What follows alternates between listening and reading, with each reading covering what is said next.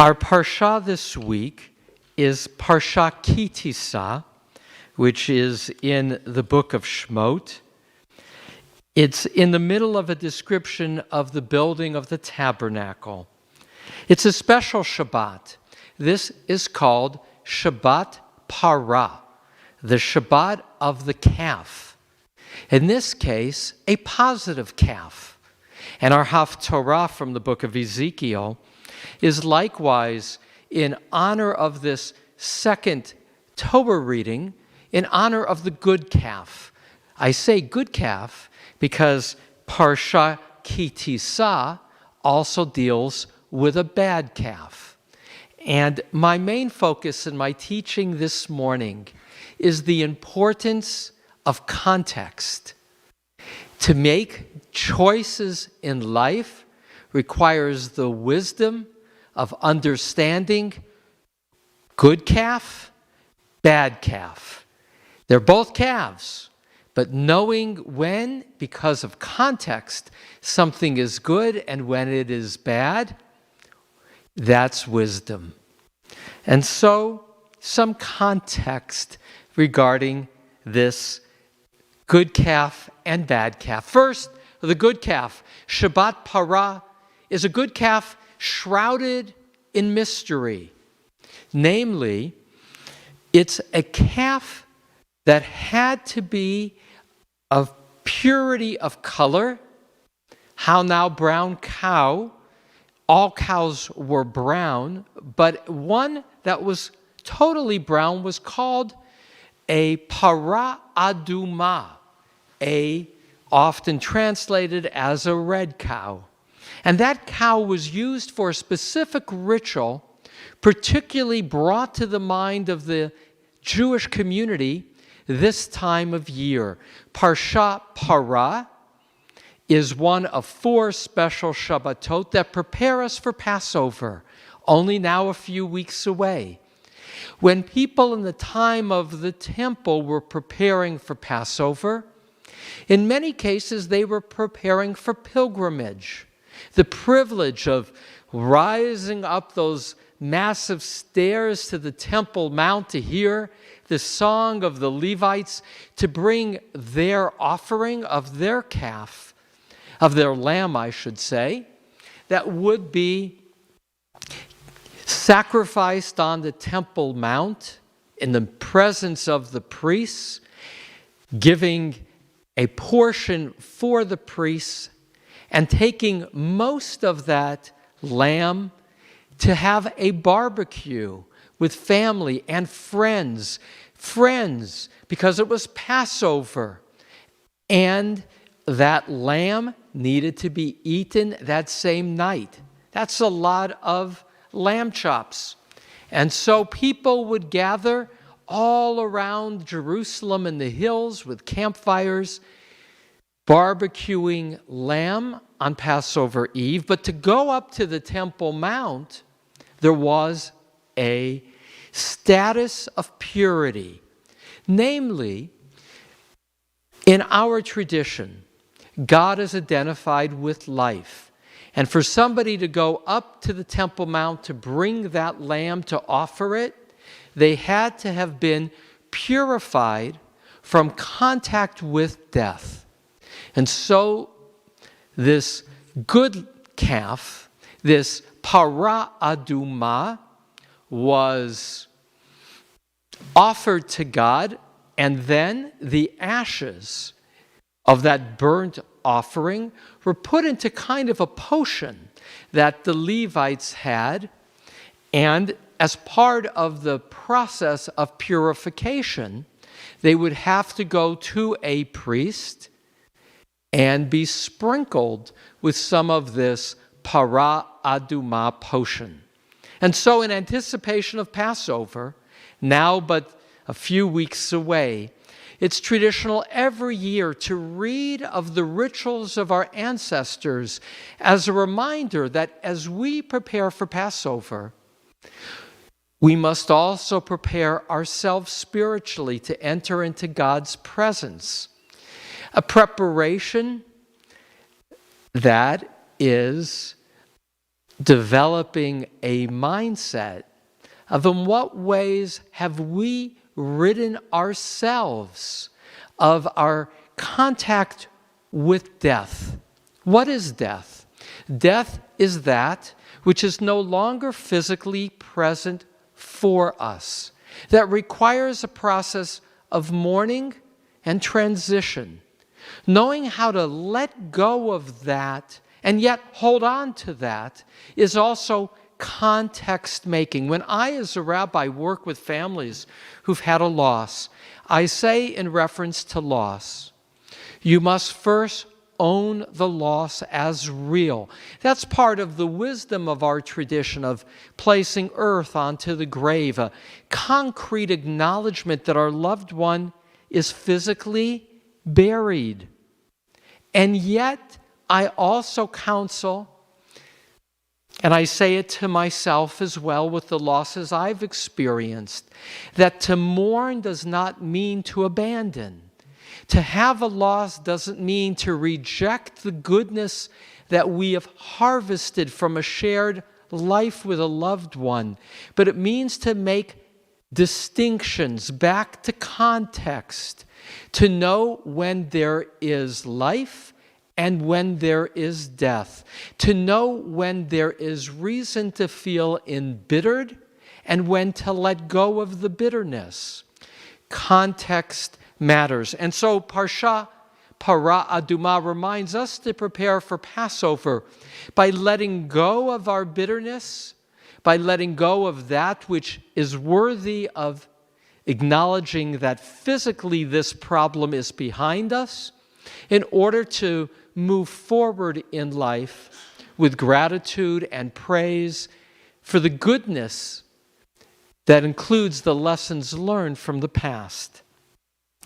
That Parah Adumah, that ritual of purification, of distinction making between death and life, is one of the ways we prepare for Passover. And now the bad calf, good and bad. You know, we are still in the rhythm in this phase of Exodus of describing the Aron Kodesh, the Holy Ark. The Holy Ark, which we've been reading about now week after week, was made from molten gold. On the top of the Holy Ark were two kruvim, two celestial-like figures with wings and the face of a human, and kind of a lion also like quality. And these two cherubim had their wings and their faces facing toward each other, so our tradition teaches, when God was in favor of relationship with the Jewish people. But when the Jewish people were in disfavor, the two cherubim turned away from each other. Well, that's a midrash, that's a homily.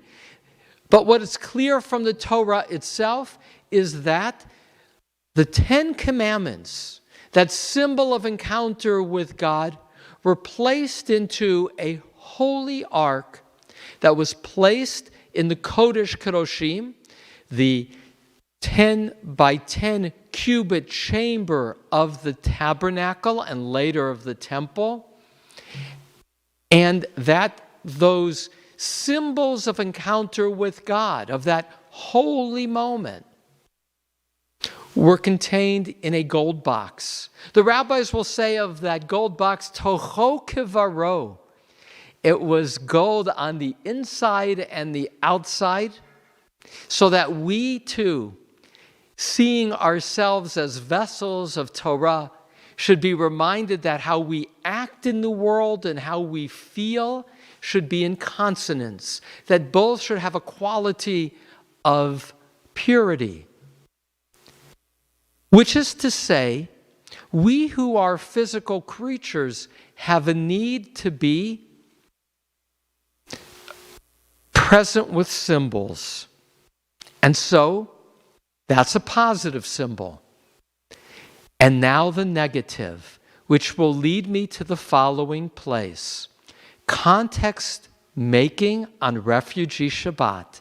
This Shabbat, with synagogues across the country, in alliance with organizations aligned with Highest, as is our synagogue, we elevate our consciousness to be aware that as we were Israelites leaving Egypt as refugees, not sure of what our future would be in a land that was promised, but leaving behind that which was familiar, that on this, the Shabbat of Parashat Parah, on this, the Shabbat of Tissa, we are identified with journey, with refugees in search of home.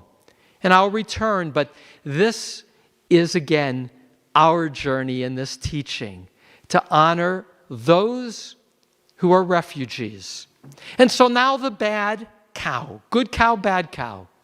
The people have experienced God at Mount Sinai. In response, Exodus 24:7. And we're only 6 chapters forward.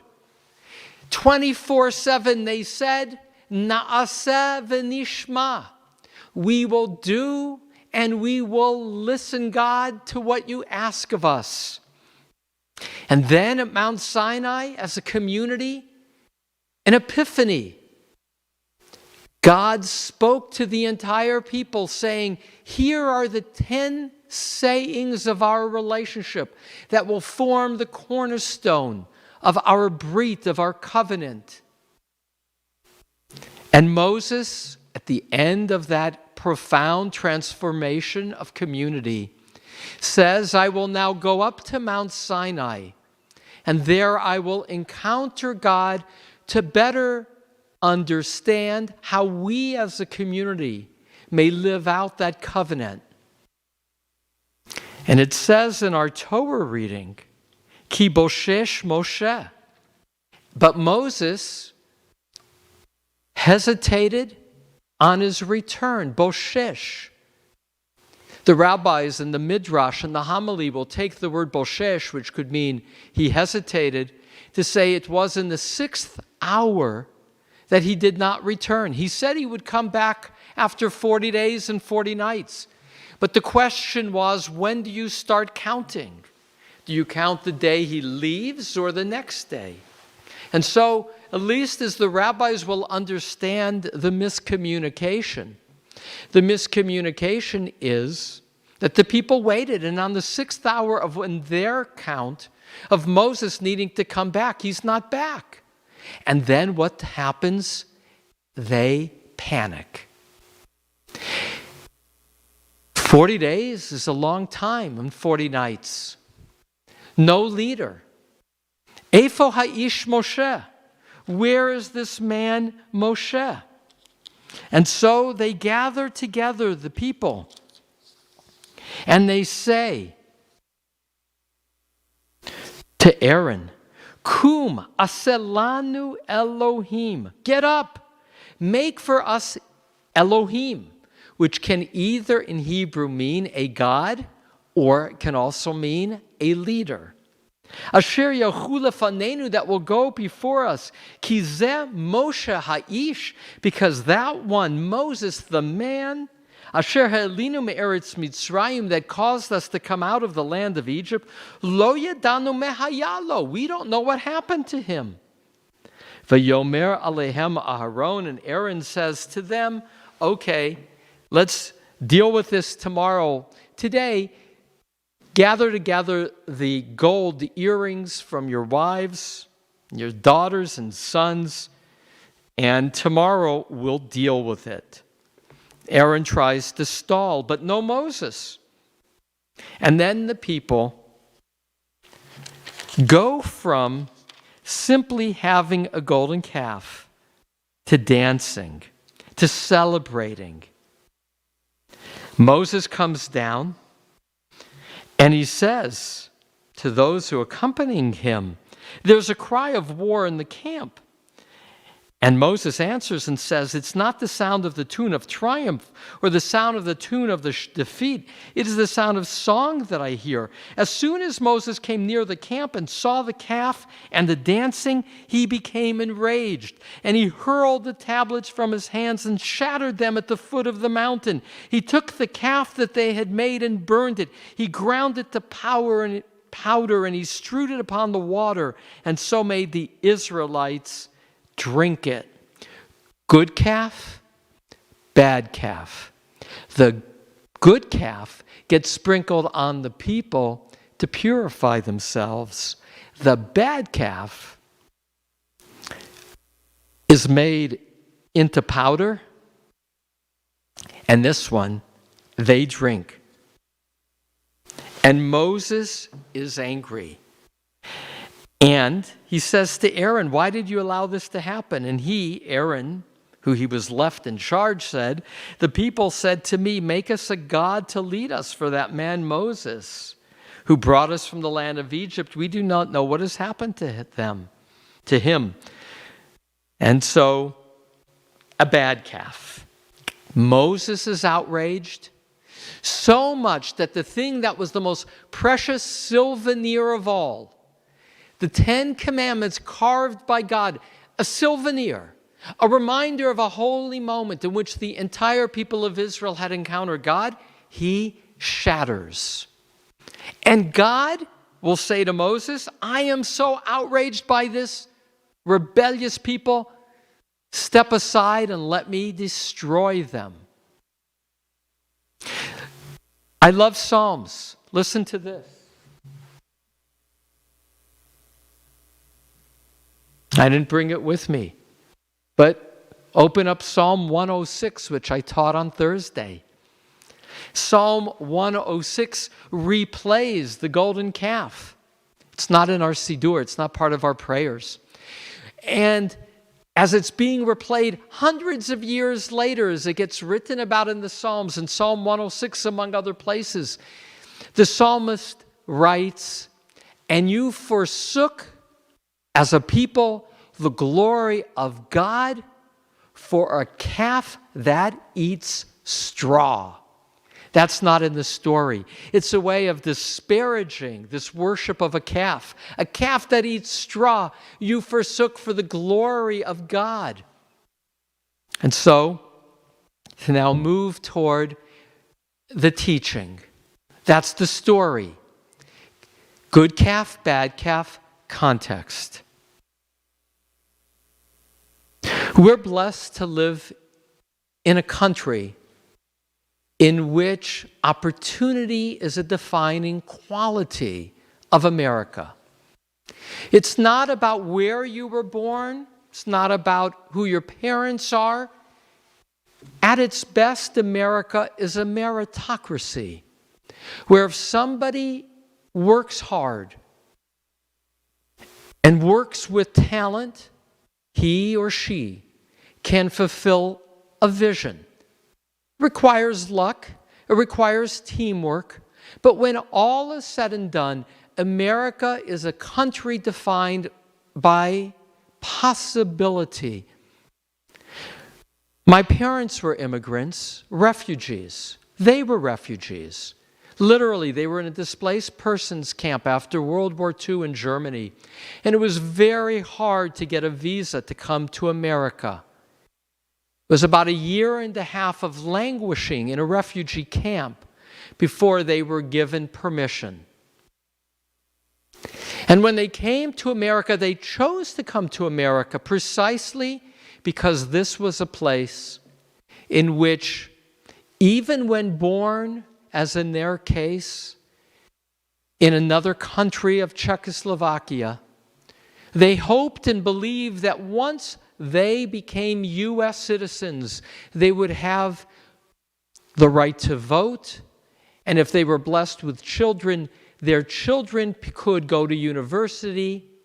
For these two people that never finished high school, that America was possibility. You know, my father loved cars, and he only bought American. He did well in America financially. And his cars were big cars, not the kind of cars I drive or we drive today. We used to call them tuna boats as kids. But American cars for him, and reading the newspaper and voting, were for him the greatest expression of both privilege and gratitude. So who should come into America? How do we allow refugees in?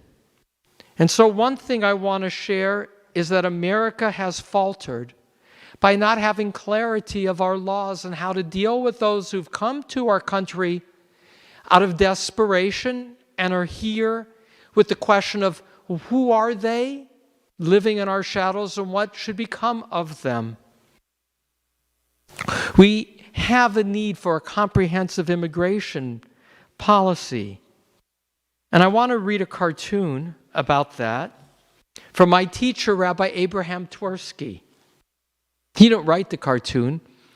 Charles Schultz of Peanuts wrote the cartoons, but as a psychiatrist, on his lunch breaks, he would read cartoons to take a break. And he so loved the cartoons of Peanuts that he wrote psychiatric analyses of them and became friends with Charles Schultz and combined Peanuts cartoons with his commentaries that were translated into 30 languages. Again, such a remarkable man.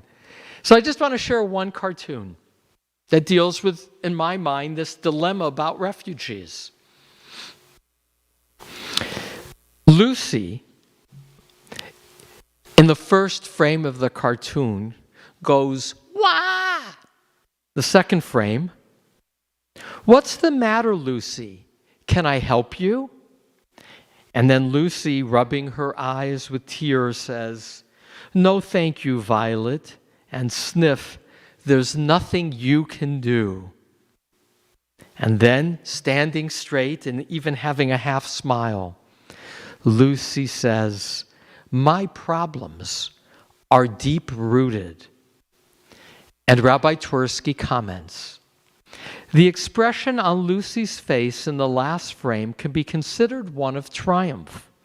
By ascribing her misery to deep-rooted problems, she can avoid the discomfort of changing the way she is living.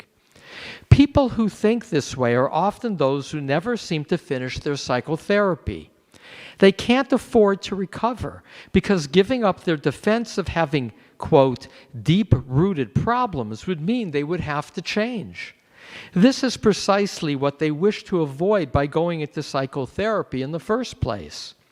Psychotherapy is indeed necessary to solve some problems, but sometimes the best psychotherapy is when we are told to make some changes in our behavior instead of looking for deep-rooted sources for our problems. It is comfortable to continue to live as we always have done, but if we persevere a bit, the new behavior will soon become the comfortable way, a regular part of life, and we will have eliminated the harmful behavior. On this Shabbat of acknowledging a community problem that is a world problem, the problem of refugees, there are those who would simply say this is a deep-rooted problem and turn away. I want to honor Beth Catlin and Nancy Newdorf, two members of Congregation B'nai Israel, who stepped forward to say to the rest of our synagogue community, we as a synagogue must do more to help immigrants and refugees and even those who are in America illegally. Because as a religious community, we must acknowledge that deep-rooted problems also have immediate acts of caregiving to help address. Good cow, bad cow. Context matters.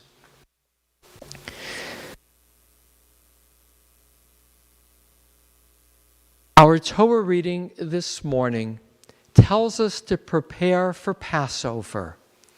Our Torah reading this morning says, beware of panicking. What happened that the people who were celebrating God delivering them began to sing and dance in front of a golden calf, rejecting their loyalty to God? What happened was that they were overcome by fear.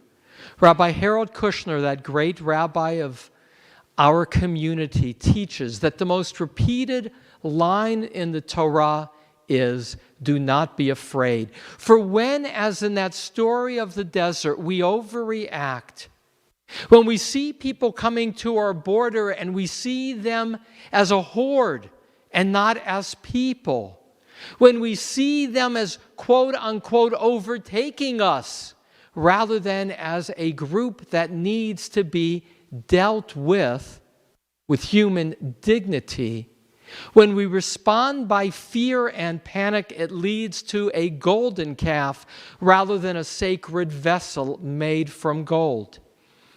Fear, beware of fear. That doesn't mean that there shouldn't be clear limitations on who comes in and who comes out of America. Think of your own home. It's nice to have somebody over for dinner, but you don't necessarily want them to move in. There are limited resources. And so a nation needs to be careful in its considerations. And yet to say the doors are closed and nobody under any circumstances can come in is to betray America's values and vision and purpose and history. Back to the Charlie Brown cartoon.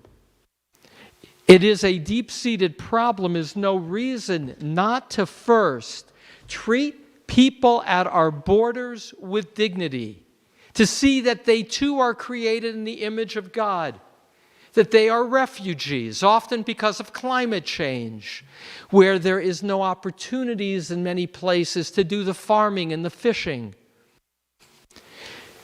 The bottom line teaching of our Torah is that context matters, and yet there is a value underneath context. And that core value is to see each person and the image of God. To see children not as foreigners, not as brown children or white children or black children, but to see them as us.